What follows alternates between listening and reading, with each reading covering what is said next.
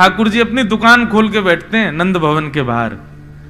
जैसे ही दीपावली आती है तो ठाकुर जी अपनी दुकान खोलते हैं, नंद बाबा के पीछे पड़ जाए, बाबा मुझ को दुकान बनवाओ।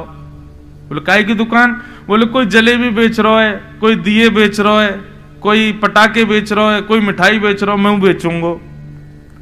तो नंद बाबा बोले कहाँ बेचेगो?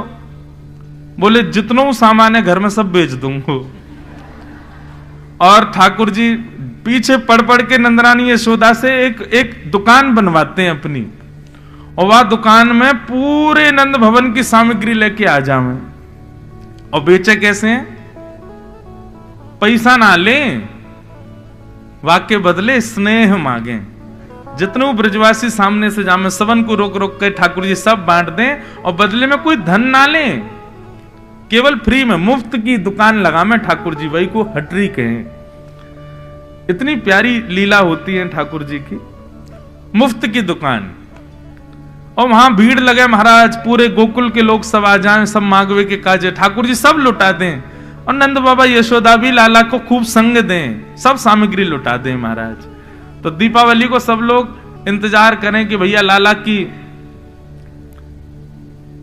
दुकान पर चलेंगे, क्यों लाला सब मुफ्त में देगो। एक बार कावे हो वहां और भी दुकानें लगती, सारे दुकानदार सब आए नंद बाबा के पास, बोले बाबा तुम हमारी जो है का रोजी रोटी पे जो है का ऐसे आप लोग आक्रमण कर दे हो। नंद बाबा बोले कहा भयो? बोले लाला जो है का फ्री की मुफ्त की दुकान लगा ले, और सब लोग यहीं ते ले लेके जामे, हम लोगों तो कोई कुछ खरीदे ही ना, हमारे घर ही ना चले। नंद बाबा ने इस बार दीपावली पर लाल जी से मना कर दिया, बोले लाला अब के दुकान ना लगेगी। ठाकुर जी बोले क्यों ना लगेगी? बोले वो दुकानदार सब कह रहे कि उनकी दुकान में कुछ बिके ही ना है, सब तोते ही लेके जामे, क्योंकि तुम मुफ्त में बांट दे। ठाकुर जी गए और जितने दुकान वाले एक आए उन सबन की सामग्री खरीद लाए और उन सबन को धन दे आए। बोले मैं बेच दूंगा, तुम लोग धन ले लो, लेकिन मेरी दुकान तो लगेगी।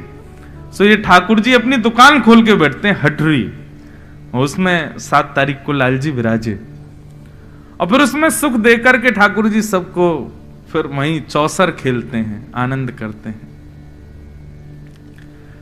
तो इतना सुंदर उत्सव में आनंद आता है। ठाकुर जी चौसर खेले, एक पक्ष से किशोरी जी के एक भाव के व्यक्ति बैठे, एक तरफ से ठाकुर जी के, दोनों में चौसर हुई और किशोरी जी जीत गई उसमें। ठाकुर जी ने अपनी पीतांबरी दाव पे लगाई पहले, किशोरी जी जीत गई। फिर दोबारा में ठाकुर जी ने अपनी वंशी लगाई, किशोरी जी बोली या तो हम जीतेंगे, हार रही थी लेकिन छलबल करके जीत गई। बहुत सुंदर आनंद आया था उत्सव में। तो उत्सव करने हैं ना तो बंधुओं पारंपरिक ढंग से ठाकुर जी के उत्सव करो, किसी का भी जन्मदिन हो आदि कुछ भी हो, फिर देखना आनंद किसे कहते हैं।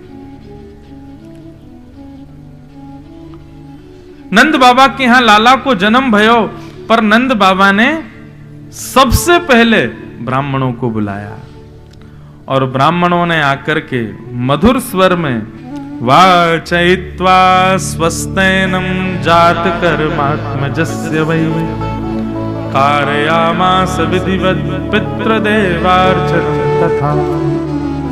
स्वस्ति वाचन किया सब ब्राह्मणों ने, वेद ध्वनि से ठाकुर जी का उत्सव प्रारंभ हुआ। सबसे पहले ब्राह्मणों ने वेद ध्वनि की है, और उसके बाद ठाकुर जी ने सबको बधाई हो कह कह करके नंद बाबा ने सबको बधाई दी। सब ब्रजवासी गा रहे हैं, नाच रहे हैं, आनंद मना रहे हैं। सब आकर के लाला को आशीर्वाद दे रहे हैं।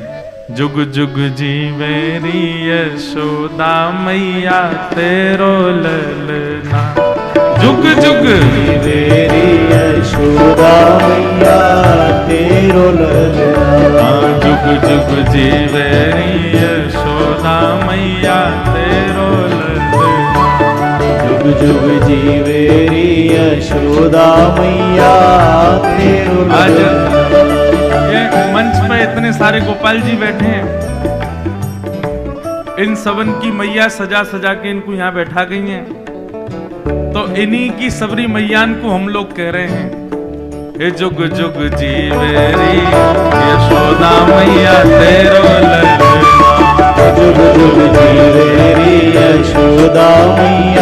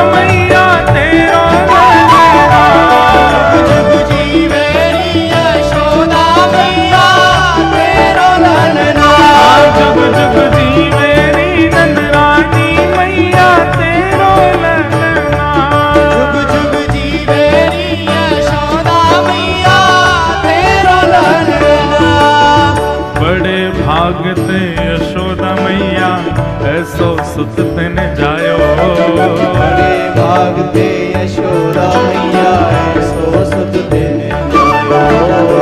बड़े भागते यशोदा मैया ऐसो सुत तिन जायो। बड़े भागते यशोदा मैया ऐसो सुत तेने कैसो सुख पूर्ण ब्रह्म जगत को स्वामी सोतन गोद खिलायो। पूर्ण ब्रह्म जगत को स्वामी सोते ने गोद खिलायो।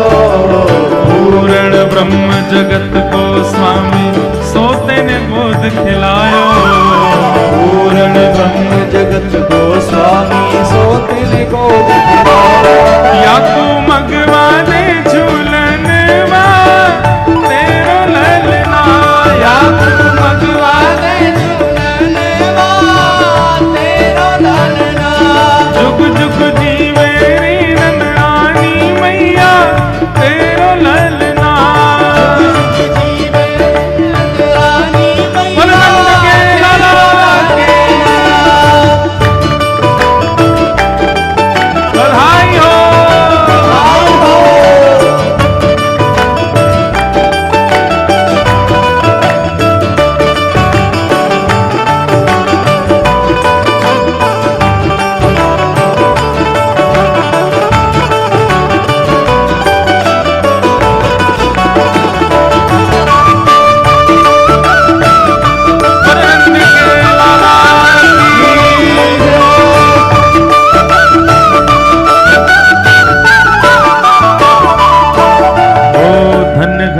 जब होए यशोदा मैया कह के बोले।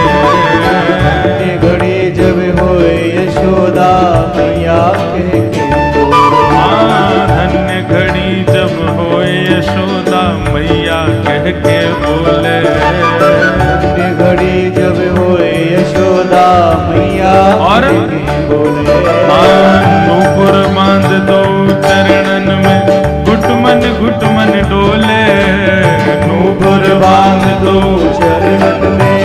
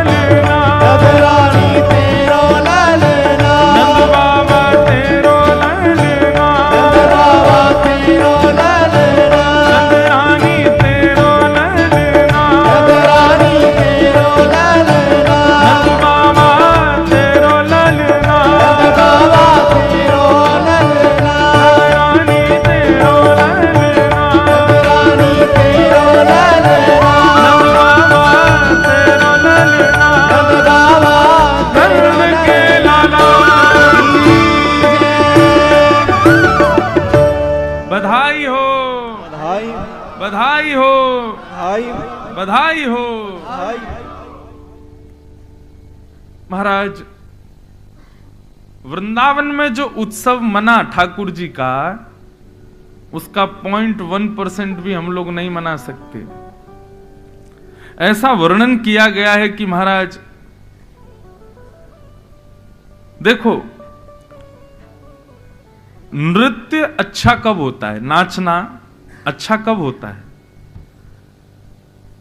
या तो कोई सीख करके नृत्य करे, परंतु कई बार सीखे हुए लोगों का नृत्य भी कभी कभी फीका लगता उन लोगों के आगे जो बस आनंद उत्सुक होकर के बस नाचने लगते हैं। ये भी विचार नहीं करते कौन क्या सोचेगा, बगल वाला क्या पूछेगा, ये लोग क्या देखेंगे, नहीं, इन सब का विचार ना करके बस नाचता है, उसका नृत्य श्रेष्ठ है। ब्रजवासियों की स्थिति ऐसी ही है। अब यहां 4 लोग उठते हैं, बाकी के लोग उनको देखते हैं, कैसे नाच रहे हैं देखो। क्यों ऐसा विचार करने? देखो, हमारी तो मर्यादा है कि हम व्यासपीठ से उठ नहीं सकते। यदि हमको उठने की अनुमति मिल जाए तो आप लोग तो कुछ नहीं नाचते, हम ऐसा नाचें लाल जी के उत्सव में। तो नृत्य श्रेष्ठ कब? जब हम अभिमान शून्य हो जाएं, कौन क्या विचार करेगा। और समस्त ब्रजवासियों की स्थिति ऐसी हो गई। ब्रजवासियों को यह नहीं लग रहा है कि नंद बाबा के लाला भयो हम क्यों नाचें। अरे नहीं भैया, हमारी लाला भयो है, सब नाच रहे हैं। अवाद्यंत विचित्राणी वादित्राणी महोत्सवे। महाराज, इतना आनंद भर गया ब्रजवासियों में। कल मैं बता रहा था ना कि नंद बाबा अटारियों पर चढ़ के लुटावे और ब्रजवासी लूटे नहीं, ऐसे पकड़ करके पीछे लुटावे। मतलब नंद बाबा ने जितना लुटाया एक भी ब्रजवासी के पास नहीं गया, सब ब्रजवासियों ने भी लुटा दिया पीछे की ओर। कोई अपने पास नहीं रख रहा है। हमारी आपकी तरह नहीं दूसरे के भी छीन के भाग रहे। ये मुझे दे रहे थे महाराज जी, तूने बीच में हाथ लगा दिया, नहीं, सब एक दूसरे को बांट रहे हैं। और स्थिति ये हो गई भैया, 6 महीना तक नंद बाबा लुटाते ही रहे, लुटाते ही रहे, लुटाते ही रहे। अब तो ऐसी स्थिति हो गई कि लोगों के घर भर गए, जेब भर गई, अलमारियां भर गई, जगह ही नहीं बची, कहां रखें सामान, इतना लुटा रहे नंद बाबा। तो जितना लुटा रहे थे नंद बाबा, वो सब वृंदावन की रज में ही मिल गया। मानो रजों ने लूटा हो, वृंदावन ने लूटा हो, ब्रजधाम ने लूटा हो ठाकुर जी की बधाई को। अद्भुत, वर्णन का विषय नहीं है। भगवान कृष्ण के जन्मोत्सव के उत्सव का वर्णन नहीं किया जा सकता है। जो वर्णन यहां पर किया गया है वो समझने का विषय ही नहीं है, परे है, हमारी सोच से परे बात है।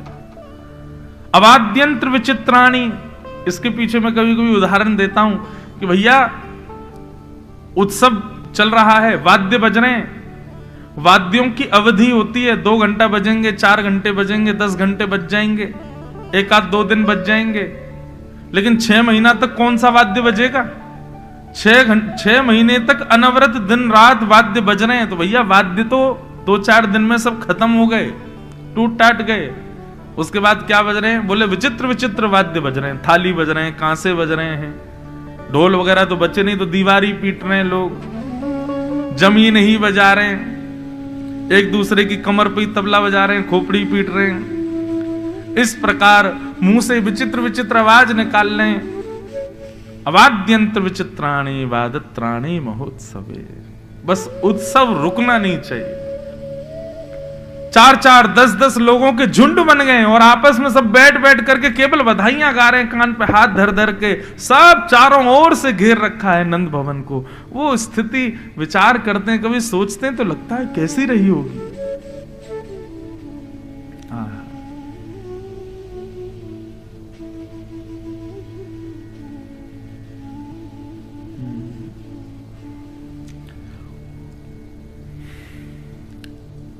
भगवान का मंगलमय जन्मोत्सव मन रहा था, तभी कंस के द्वारा भेजी गई पहली राक्षसी पूतना का वहां आगमन हुआ। बंधुओं, पूतना ने कंस को वचन दिया था कि मैं आपके शत्रु को मार दूंगी। कैसे मारोगी? तुम्हारा रूप इतना भयानक, कैसे ढूंढोगी कहां है क्या है? पूतना ने बहुत अच्छी युक्ति बताई। 10 दिन के अंदर जितने बालकों ने जन्म लिया, मैं सब घरों में जाऊंगी, रूप बदल करके सुंदर बन के जाऊंगी। मेरे से आकृष्ट होकर के उनकी माताएं बालकों को मेरी गोद में देंगी। मैं अपना पयोधर पान कराऊंगी। पयोधर पीते ही बालक के मुख में विष जाएगा। मैं अपने विष लगा के जाऊंगी पयोधर में, विष पीते ही बालक मर जाएगा। और पूतना ने एक अत्यंत सुंदरी का रूप धारण किया और रूप धारण करके पूतना पहुंची गोकुल। अनेक बालकों को मारती हुई जैसे ही गोकुल पहुंची, पूतना को लग गया कि जरूर महाराज कंस के शत्रु का जन्म यहीं हुआ है। और जैसे ही प्रवेश किया गोकुल में, उसकी मधुर चाल, सब बनावटी थी। चाल भी बनावटी, रूप भी बनावटी, मुस्कान भी बनावटी, सब कुछ उसका बनावटी था, बस दूसरों को आकर्षित करने के लिए। क्यों? क्योंकि पूतना जानती है कि मानव स्वभाव है, वो अनजान व्यक्ति पर भी विश्वास कर लेता है यदि उसके वस्त्र सुंदर हो और रूप सुंदर हो। ये हमारा स्वभाव है कि नहीं?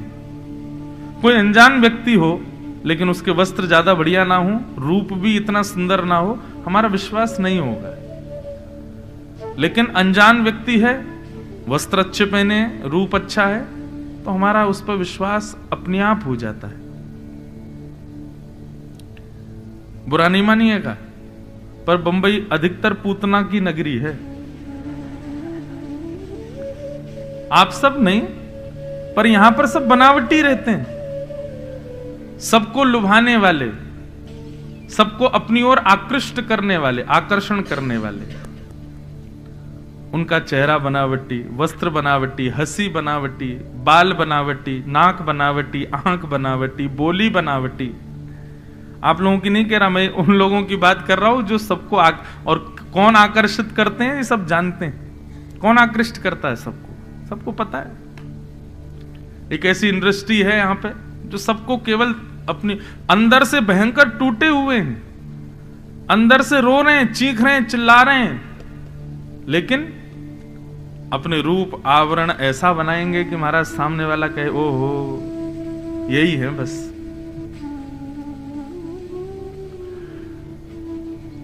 तो सब बनावटी था पूतना का, कुछ भी वास्तविक नहीं था। कई बार वास्तविक रूप में आ भी जाते हैं तो लोग उनको पहचान ही नहीं पाते, ये वही है। ओहो मेरा अभिप्राय मेकअप से मत लेना आप लोग, सौंदर्य जो बाह्य लगाते हैं उससे नहीं। हम अपने विषय पे ही चलें। तो पूतना को देख के सब मोहित हो गए। पूतना को देखना तो बहुत दूर की बात है, पूतना की जो गजगामिनी चाल थी, उस चाल में भी उसके नूपुरों की जो छम छम छम, एक समय की अवधि पर आने वाली उसकी नूपुरों की जो ध्वनि थी ना, उस पर भी ग्वाले मोहित हो गए।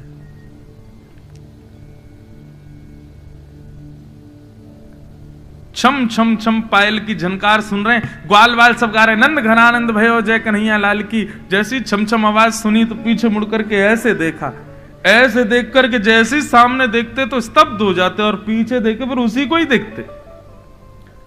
नूपुरों की ध्वनि देखो, गजगामिनी चाल देखो, इसकी मनोहर नेत्र देखो, नाक देखो, मुस्कान देखो, सब मोहित हो गए पूतना के ऊपर। कितनी सुंदर। आप कहेंगे कि पुरुष मोहित हुए होंगे ना, गोपियां भी मोहित हो गई। कुछ गोपियों के पास जाकर के पूतना ने केवल इतना कहा, अरे सुनो ये नंद भवन कहां है? तो पहले तो स्वर सुन के गोपियों के आंख बंद हुए, बोले आहा इतने मधुर स्वर, कौन है भैया? पीछे मुड़ करके देखा तो रूप देख करके तो मुंह खुले रह गए, आंखें खुली रह गई, इतनी सुंदर। भैया हमने तो ब्रज में कभी इतनी सुंदर कोई देखी नहीं, कौन है ये? नंद भवन कहां है? बोले ये 2 यमलार्जुन के जो वृक्ष जिस आंगन में है वो ये नंद भवन, जाओ।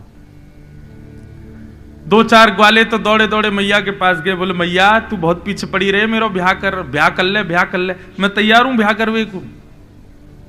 कौन ते करेगा? देख वो जा रही का बात करा दे, कितनी सुंदर है मैया, यही ते करा दे हमारा ब्याह। कहने का अभिप्राय पूतना ने सबको अपनी ओर आकर्षित कर लिया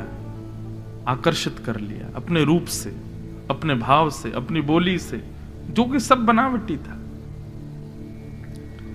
पूतना ने जैसे ही नंद भवन में प्रवेश किया, यशोदा मैया भी मोहित हो गई पूतना के ऊपर, इतनी सुंदर।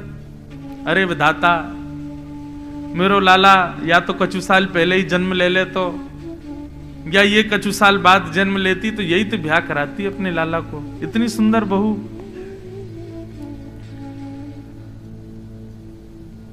हमारा स्वभाव है बंधु, हम रूप और वस्त्र इनको प्रधानता ज्यादा देते हैं।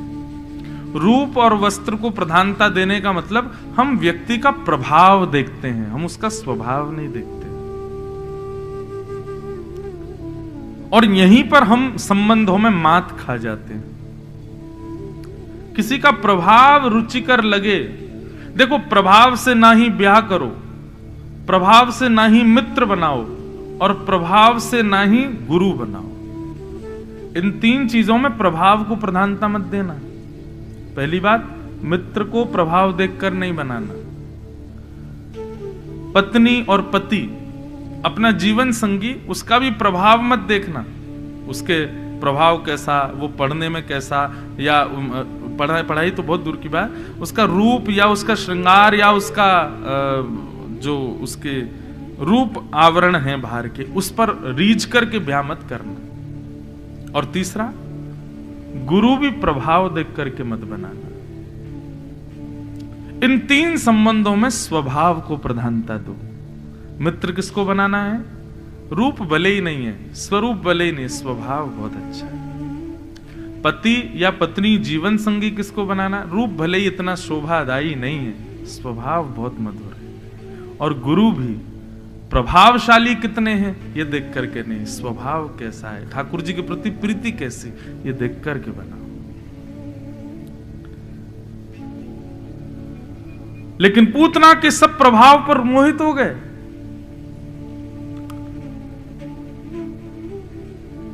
आहा, इतने में ही कुछ सखियां आई, आकर के नंदरानी को बोली कि चलो बाहर कुछ करना है, कोई पूजा करानी है लाला के लिए। तो यशोदा मैया बोली अब कैसे जाऊं, लाला तो अभी सोयो है। पूतना बोली मुझे दे जाओ। और मैया को इतना विश्वास कि यशोदा मैया ने लाला को दे दिया और चली गई। अब देखो, अब हुआ क्या, जिसके रूप पर, जिसकी चाल पर, जिसकी बोली पर, जिसके एक एक अंग पर सब मोहित हो गए, ठाकुर जी ने उसकी गोद में जाके आंखें बंद कर ली। आंख तो बंद करी ऊपर से हाथ और रख लिए यूं। 6 दिन के ठाकुर जी। क्या फायदा ऐसे प्रभाव का जिससे संसार रीझ गया लेकिन ठाकुर जी नहीं रीझे। मीराबाई को कोई फिक्र नहीं थी कि मुझसे कोई रीझे ना रीझे, मेरे श्याम सुंदर मुझसे रीझे बस। सूरदास को कोई चिंता नहीं थी कि कोई मुझे अंधा कहे, कोई मुझे नेत्रहीन कहे, कोई कुछ कहे, मेरे श्याम सुंदर मुझसे रीझे बस। तुकाराम जी, नामदेव जी, इनको किसी को चिंता नहीं थी कि संसार हमसे रीझे। नामदेव जी के विषय में तो कथा आती है कि श्री नामदेव जी का नाम ही इसीलिए नामदेव था क्योंकि वो नाम को ही सर्वधन मानते थे। एक बार नगर में कोई बहुत बड़ा दानी आया, दान करता था। किसी ने जाके कहा, बोले कि तुम नामदेव जी को दान करके दिखाओ। नामदेव जी को बुलाया तो नामदेव जी बोले, भैया देखो, ना तो हम संत हैं ना हम ब्राह्मण हैं, हमको क्या दान दोगे। दानी व्यक्ति उसने कहा, नहीं नहीं, देना तो आपको ही, आप आओ। नामदेव जी पहुंच गए। नामदेव जी बोले, शर्त हमारी ये रहेगी, जो हम मांगेंगे वो देना पड़ेगा। बोले, आप मांगो, क्या चाहिए। नामदेव जी ने एक तुलसी पत्र पर रा लिखा, केवल रा, और उस तुलसी पत्र को तराजू के एक पल्ले में रखा। बोले, इसके समान भार भर करके सोना चांदी जो तुम देना चाहो दे दो। पूरा राम नाम भी पूरा नहीं लिखा, रा लिखा केवल। दानी हंसने लगा, बोले आपको शर्म नहीं आ रही होगी मांगने में, मुझे देने में आ रही है। नहीं नहीं, पड़ला भारी हो जाएगा आपका, मैं लेके चला जाऊंगा। तो बेचारे ने मन में विचार किया कि अब रा अक्षर लिखा है तुलसी पत्र के ऊपर, तो 1 तोला 2-4 तोला सोना उसमें दूसरे पड़ले में रख दिया, परंतु भारी नहीं हुआ। थोड़ा और सामग्री मंगा करके रख दी, लेकिन भारी नहीं हुआ। थोड़े और आभूषण मंगा करके रख दिए, नहीं भारी हुआ। अब तो महाराज लगे भरने सब लोग पड़ले को, लेकिन रा नाम युक्त तुलसी पत्र से जो पड़ला झुका हुआ था वो उठे ही नहीं। इतनी संपत्ति महाराज भर दी, राजा ने अपनी पूरी संपत्ति लगा दी, लेकिन उस रा अक्षर के समान संपत्ति नहीं हो पाई। अंत में ब्राह्मणों ने आकर के कहा, बोले राजन तुम समझ नहीं रहे हो, ये इनका भजन है एक पड़ले में, तुम एक काम करो, तुम बहुत भजनानंदी हो, तुमने असंख्य दान किया है, तुमसे बड़ा दानवीर पूरे सृष्टि में कोई नहीं है। आज तक तुमने जितने पुण्य किए हैं उन पुण्यों का बल हाथ में लेकर के जल वो छोड़ो, तब ये ऊपर उठेगा। राजा ने किया। महाराज अपने सारे समस्त जीवन के पुण्य का बल हाथ में लेकर के संकल्पित करके पड़ले पर छोड़ा, तब भी वो रा शब्द ऊपर नहीं हुआ। अंत तो गत्वा नामदेव जी के चरणों में गिर गया। बोले कैसे होगा ये? बोले राजन, भगवान नाम महिमा है ये। ठाकुर जी के नाम को तुम पूरी सृष्टि भी रख दोगे तो भी ये ऊपर नहीं हो पाएगा। मैं तुमको यही बताना चाहता हूं, मुझे दान की आवश्यकता नहीं। क्यों? क्योंकि ये राम नाम मेरे पास है। मेरे पास में वो नाम विद्यमान है जिसके आगे तुम्हारा पूरा वैभव फीका पड़ जाएगा, उसकी तुलना नहीं कर पाएगा। तो मेरे पास तो ये है। अब तुमको भी यही कहना चाहता हूं, ये ज्यादा अपने धन प्रलोभ में मत रहो, सबको दान देते मत रहो। देना है तो सबको राम के नाम का दान करो, सबको कृष्ण नाम दान करो। तो ये भक्तजन, इनको फर्क नहीं पड़ता कि संसार में हमसे कोई रीझे नहीं रीझे, हमारे श्याम सुंदर रीझे बस। रूठे चाहे राजा वासे कछु न काजा, एक तू ही महाराजा और कौन पास जाएंगे।